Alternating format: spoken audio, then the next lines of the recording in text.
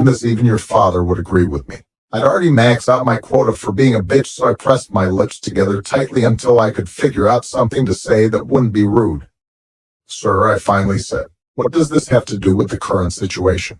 Everything, Alpha Brent said and leaned back in his chair. I love my sons and I would give everything, even my life, for them.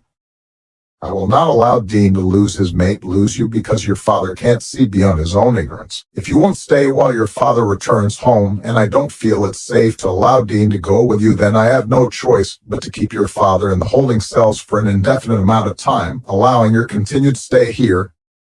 My eyes widened and my jaw dropped. You can't do that. He couldn't write. No way he could hold another Alpha prisoner like that. We weren't at war.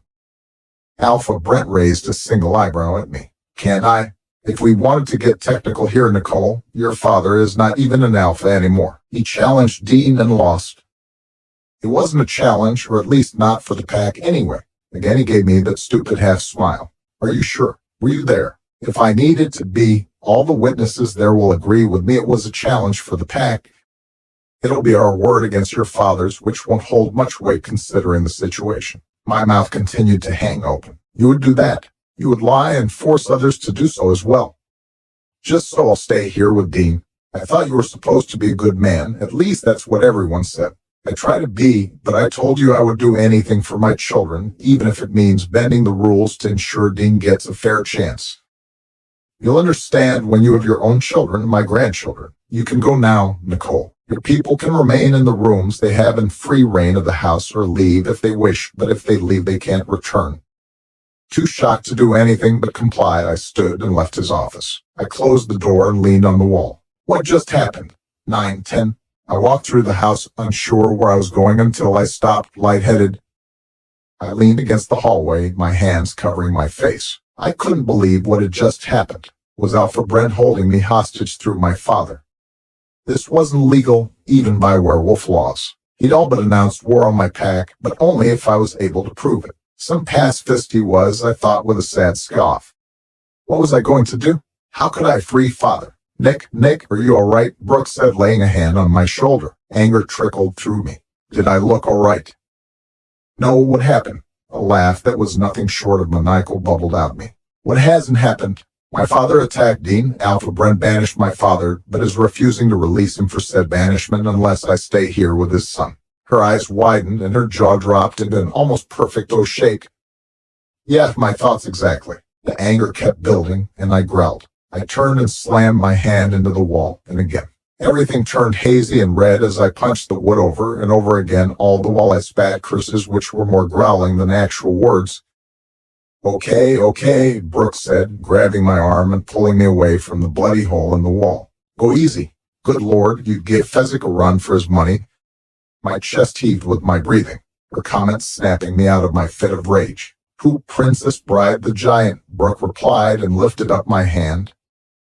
I sucked in a breath as I looked at the battered mess. It looked as if it was crushed. A piece of bone ripped through the skin, lifting upward, and blood was everywhere. I'd never done anything like that before. With cold efficiency, Brooke took my hand in hers and ran her hand over the back of mine, shoving the bone back in place. Son of I cried out at the pain. Sorry, but letting your hand heal over with that sticking out doesn't seem like a good idea. Come on, I can take you to Emily, and she'll fix you up.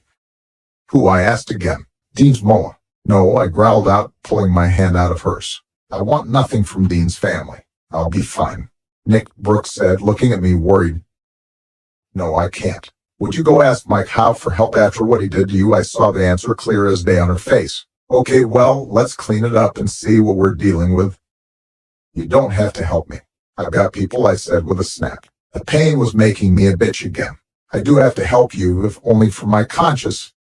I've been where you're at, Nick. I know what it's like to have your life derailed and everyone else deciding what new path it's going to take. So come on, let's go into the kitchen. I licked my lips, the pain in my hand really making itself known now. Idiot, I cursed at myself. What was wrong with me? I followed her into the dark kitchen. We should have privacy for several hours. Preparation for breakfast doesn't start until 5 in the morning, Brooke said, opening one of the bottom drawers and setting a first aid kit on the counter. She seemed to find her way around pretty well, considering she was the future Luna. Sit, she demanded, pointing at a bar stool, and my spine stiffened at the order. As if realizing her mistake, Brooke quickly added, please. So what are you going to do, Brooke, as she cleaned the blood off my hand? I haven't gotten that far yet, I admit it. Dean he isn't. I can't let this stand, Brooke. I can't let Alpha Brent insult my family like this for me. I have to get my father out of there, and I can't do it at the cost of staying here. So another war then, Brooke said with a frown on her lips. Not if I can help it, I admitted. I don't want war. If I can get my father out of the holding cells and get us out of this territory, there will be no need for me to declare war. If Brent decides to go to war, well, that's on him, and there is nothing I can do about it. What about your father? She asked and glanced up at me, then smiled. You don't plan on telling him what Brent is doing? I shook my head. Well, getting him won't be easy. They have cameras everywhere. The only reason I was able to free Mike was that Brent let me do it. Brooke finished cleaning my hand. Healing cuts and gashes were all over my hand. It was bad, but it didn't seem as bad as before. I tried to close my hand into a fist. I sucked a breath and had to give up halfway there. I think I'll be fine. I drew it. Holy crap, what happened? Dean said from the doorway and rushed in. Nothing, I'm fine, I said, and tried to pull my hand away, but Dean was faster than me and took my wrist in his hands to get a closer look. That is not fine. What happened? I don't want your help, Dean. Did you forget what I said would happen if you touched me again? I snapped. As long as it's you, I'm totally game. I'll even let you pin me if you like, he teased with a lopsided smile, but Dean's attention was on my hand. Brooke giggled and shook her head. Some of the tension in my shoulders eased, and the edge of my lips itched to smile. Damn him, how did he do that? I forced a scowl on my face. I'm serious, Dean. I don't want your help. I had enough from your father. He looked up, looking confused. From Dad? What do you mean? She means your dad is going all werewolf-style shotgun wedding, Brooke said and repeated what I told her. Something dark passed over Dean's expression, but he went back to looking at my hand.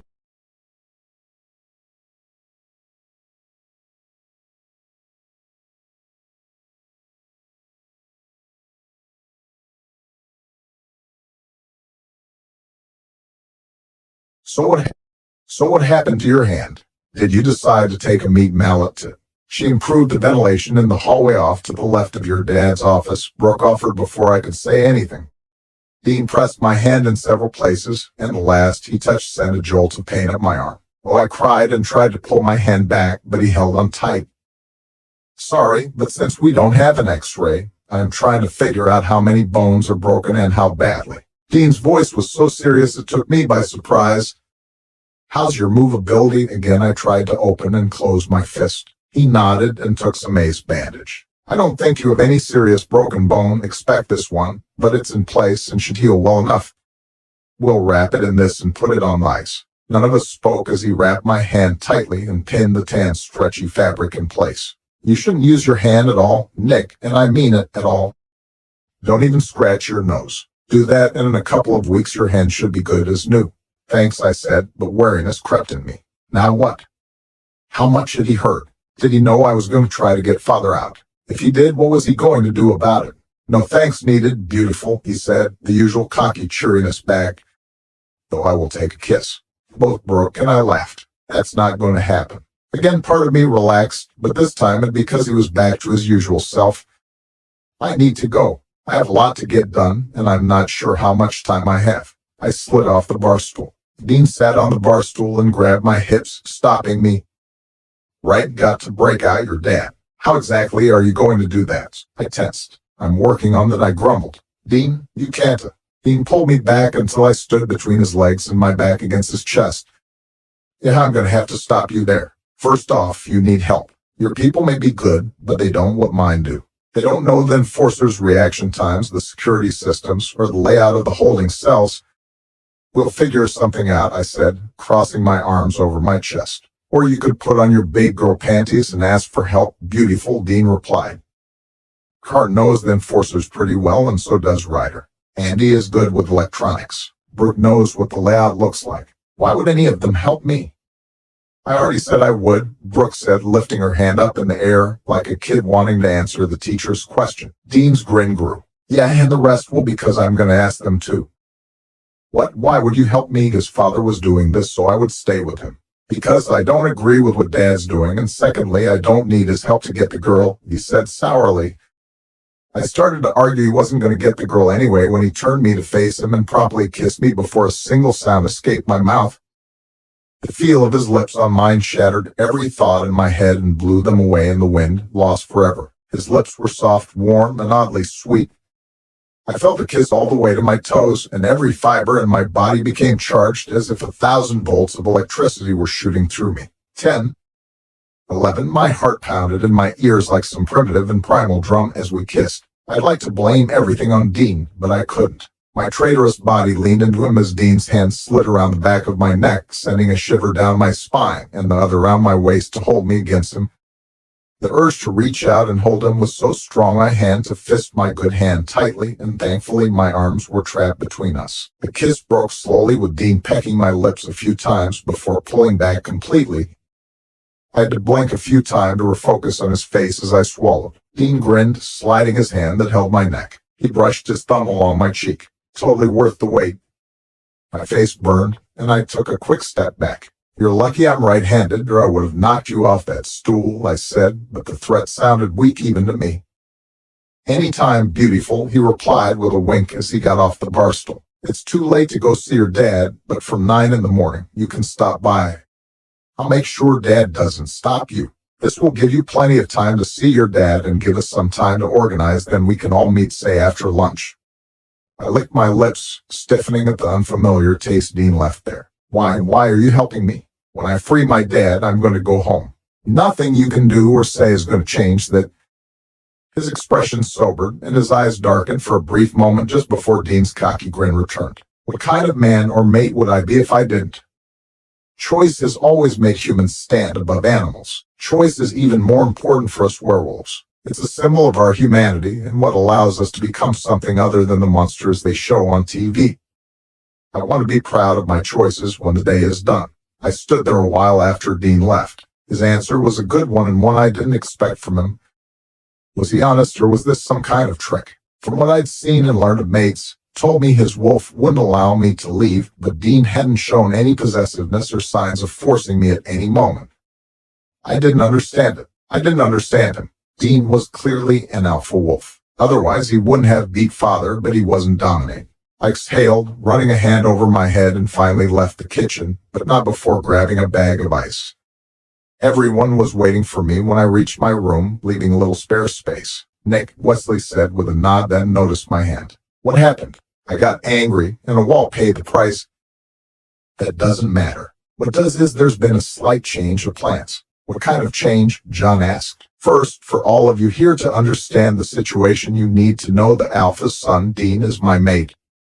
Father doesn't approve, and this is what sparked him to attack Dean. You all know how Father gets when he's faced with something he doesn't like. However, Alpha Brent has taken this as an opportunity to force me to take his son as my mate.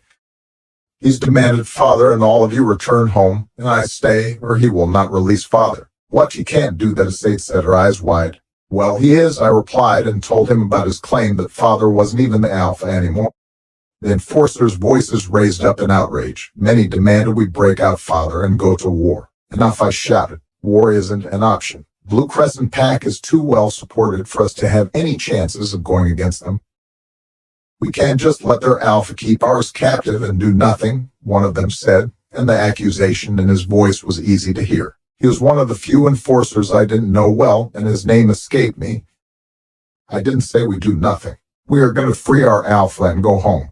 What's Dean say about all this? Wesley asked as he rubbed his square chin, his expression thoughtful. Who cares what the idiot says, the same enforcer as before said. John growled at him. Watch it, he is our future Alpha and next mate. I didn't know about that, but I knew it was better not to say that out loud. Dean is offering to pull together some people to help us rescue Father. He is, Sage said, looking surprised.